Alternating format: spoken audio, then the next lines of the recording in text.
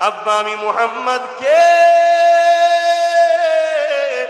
কোনদিন আপনি আব্বা বলে ডাকলেন না, কোনদিন আমাকে কোলে নিলেন না, কোনদিন আমাকে চুমা দিলেন না, কোনদিন আমাকে বিয়ার করলেন না।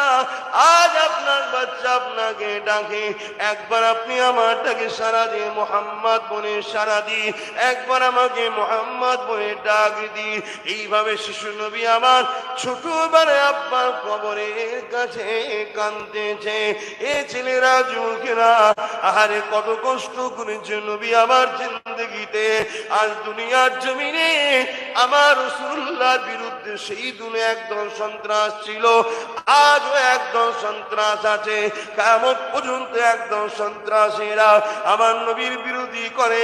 যারা দুপায়ে পশুতে পরিণত হয়েছে, তারা দুনিয়ার বুকে দাঙ্গা চায়, ফাসাদ চায়, অশান্তি চায়, নারীদেরকে ভোগের পাত্রী বানাতে চায়, চুরি চায়, ডাকাতি চায়, খুনোখুনি চায়, মারপিট চায়। এগুলোর বিরুদ্ধে আমার নবী, তাই তারা বারবার আমার নবীকে কটূক্তি করে, গালি দেয়।